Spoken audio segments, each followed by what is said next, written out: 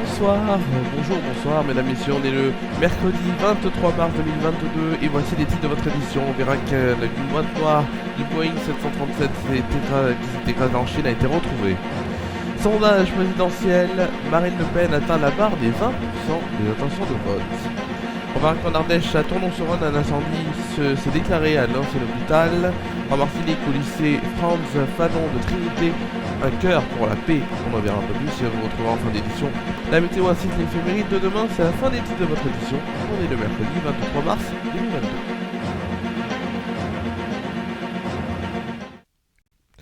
On va commencer cette édition, vous le savez, par un enregistreur de vol donc du Boeing 737-800 qui s'est écrasé donc lundi dans le sud de la Chine avec à son bord 132 personnes donc à son bord a été récupéré, a annoncé ce mercredi un responsable de l'aviation civile chinoise.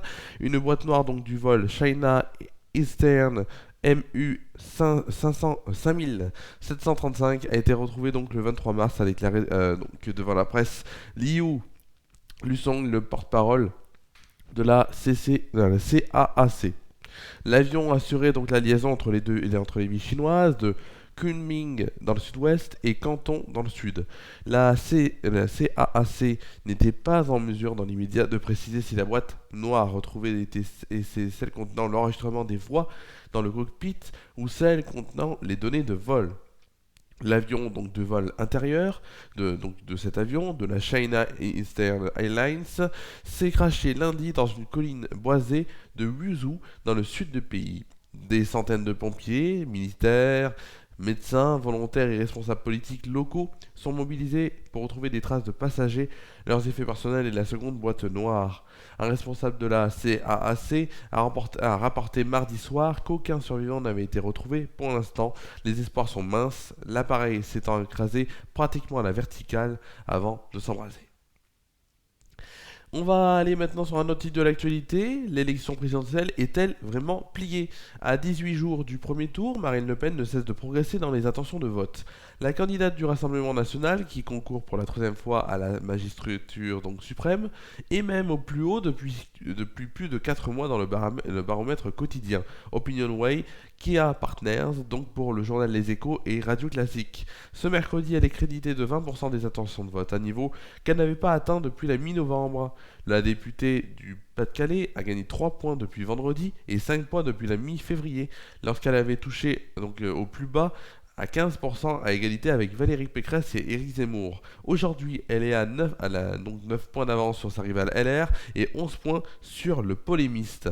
S'il est encore devant à 28%, Emmanuel Macron a cédé 2 points donc en une semaine. Lui qui avait 13 points d'avance sur Marine Le Pen n'en a plus que 8. L'écart se resserre aussi au second tour, même s'il l'emporterait toujours avec 56% des voix. Cette dynamique de Marine Le Pen n'est pas liée à un regain de participation. La candidate donc tire les fruits d'une campagne axée sur le pouvoir d'achat avec une promesse phare simple et lisible, réduire la TVA donc sur les prix de l'énergie. Pour 62% des électeurs, le pouvoir d'achat est le thème qui pèsera le plus au moment de voter. Loin devant, donc la protection sociale à 50% et la sécurité à 38%. Et à la faveur de la radicalité d'Éric Zemmour, elle bénéficie d'une amélioration de son image personnelle. 49% des Français jugent qu'elle est une bonne candidate et 39% qu'elle ferait une bonne présidente, soit dans les deux cas une progression de 8 points depuis décembre.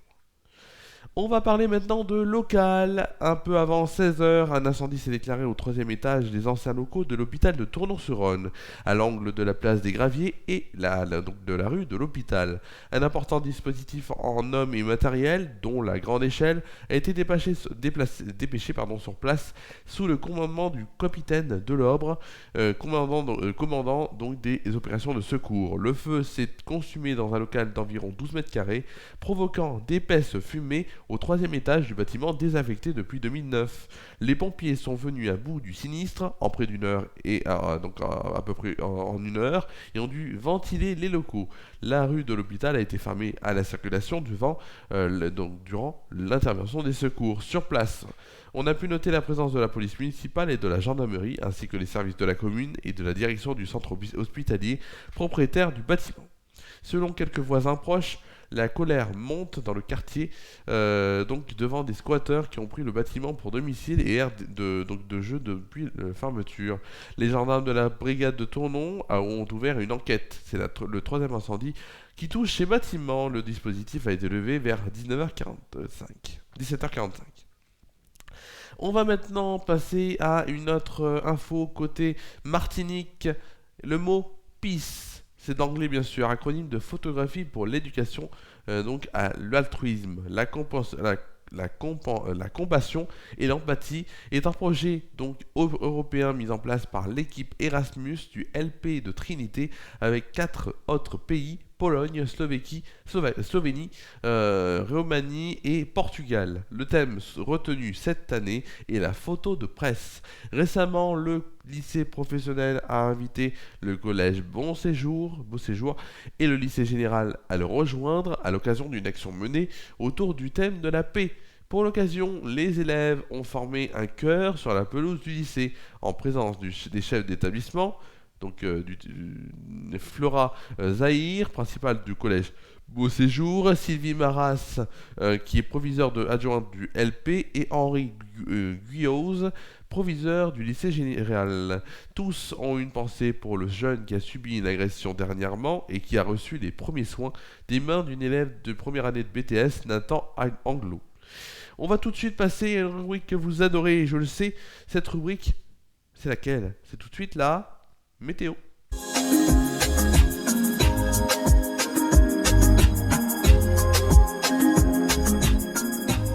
La météo donc, avec notamment tout de suite on va voir la météo pour Tournon-sur-Rhône avec demain matin un temps ensoleillé, oui, un beau temps ensoleillé demain matin avec, si on le veut très très bien, une température de 7 degrés de moyenne. Demain après-midi, c'est un ciel ensoleillé encore qui sera en notre compagnie pour une température de 19 degrés de moyenne et de 20 degrés au meilleur de la journée. En soirée, un ciel encore ensoleillé conclura cette belle journée, il fera 11 degrés de moyenne. Tout de suite, passons à la température et au temps qu'il va faire en France métropolitaine. Demain matin, la situation météo évolue un peu avec le maintien avec le maintien d'un temps calme et ensoleillé sur la plus grande partie du pays. Quelques débordements nuageux venus d'Espagne concernant donc les régions situées au sud de la Garonne. Côté température, il fera 4 degrés à Strasbourg, à 3 à Orléans, à Nantes, Dijon, Lyon et Montélimar, 5 degrés à Lille, La Rochelle, Bordeaux, Aurillac, Montpellier et Perpignan, 6 degrés à Lyon, Toulouse et Biarritz, 7 degrés, 7 non, pas à Biarritz, plutôt à Lyon, Toulouse, pas du tout. On a un petit problème technique sur ça. C'est pas du tout les bonnes températures sur la fin. En tout cas, il fera, et ça c'est sûr, 8 degrés à Marseille. Pour le plus froid, ce sera à Charleville-Mézières, à Rennes et à Bourges, et à Bordeaux, il fera 3 degrés. Et pour le plus chaud, ce sera à Nice, où il fera 10 degrés.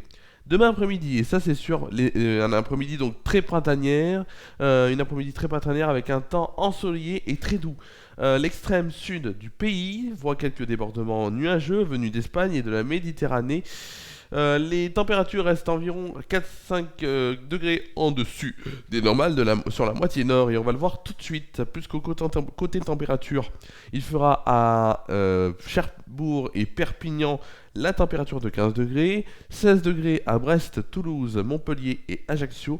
Pour aussi Lille, Charleville-Mézières, Dijon, Nantes, La Rochelle, Limoges, Bordeaux, Biarritz, Marseille et Nice, il fera 17 degrés. Il fera 18 degrés à Montélimar, Lyon, Rouen, Rennes, Orléans et Bourges. Pour le plus froid, ce sera à Aurillac, où il fera 14 degrés. Et au plus chaud, ce sera à Paris, où il fera une température de 19 degrés. On fêtera demain la Sainte Catherine, Katia, Karine ou encore Cathy. Donc bonne Saint Tati. Le soleil se lèvera à 6h45 et se couchera à 19h09. On gagnera ainsi 4 minutes de soleil. Voilà, c'est déjà pas mal, hein, 4 minutes de soleil, c'est déjà pas mal. Demain et vendredi, c'est le JT qui reviendra. Vendredi aussi le mag en direct sur Déclic Radio à 11h avec Eric Delphin Quegoué. Samedi, c'est une émission de samedi détente qui vous sera proposée à 19h. Et lundi, FR News Foot à 19h en inédit. Je tenais aussi à dire que oui, je suis un peu enrhumé. Je vous explique, j'ai été voir une amie jouer dimanche. Il faisait assez froid. Et je n'ai pas eu l'idée de prendre une écharpe. Donc, voilà, le cou était un peu découvert, même en fermant ma veste. Le cou était un peu découvert et donc j'ai attrapé froid. D'où ce petit rhume et voilà, ce petit rhume et ce nez bouché. Voilà, c'est comme ça. C'est la fin de cette édition. Merci à vous de l'avoir suivi. Je vous souhaite de passer de bonnes soirées, une bonne nuit. Prenez soin de vous et de vos proches et à demain pour le site.